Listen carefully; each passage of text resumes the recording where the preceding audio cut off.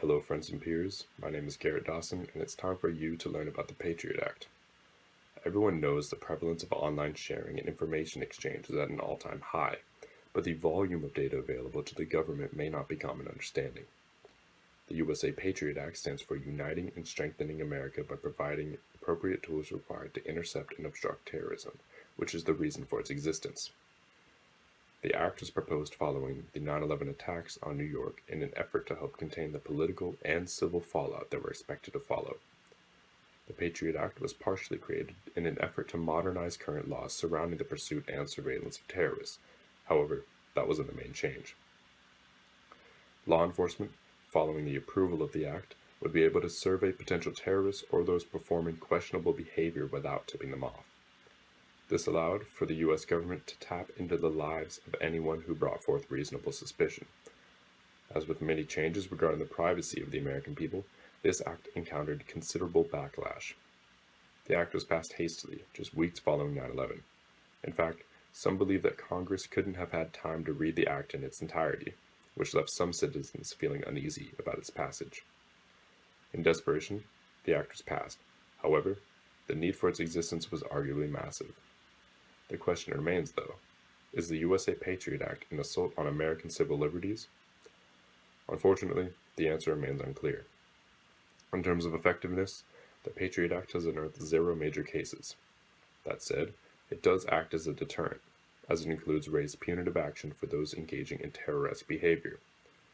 Judge Andrew P. Napolitano is in strong dissent of the Patriot Act and wishes for it to be removed from legality. He explains that there is no regard for probable cause, something that the U.S. legal system typically honors. Napolitano doesn't only believe the act to be feckless, but a door to government tyranny as well. Once the government has the ability to survey any citizen, what stops them from abusing that information and using it as an act of oppression, he asks. After all, the screenings for who gets surveyed and who does not is, quote, collected by zip code or service provider customer base, end quote. This means that everyone in a certain radius may be surveyed due to the suspicion of just one resident. Once American citizens found this to be true, many were upset about the lack of privacy. This anger led to many ultra-crepidarian and uninformed protests. Angry citizens, as angry citizens do, took to the streets to voice their unhappiness.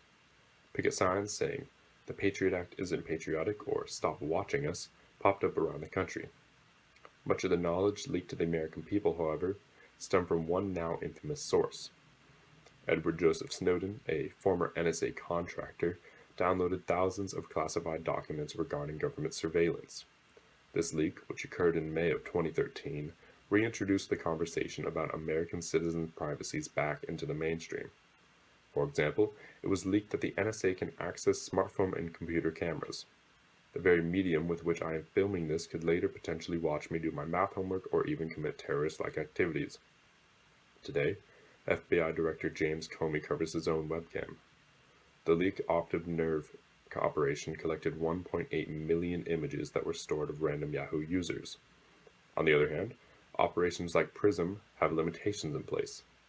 It was done under the supervision of FISC, the U.S. Foreign Intelligence Surveillance Corp.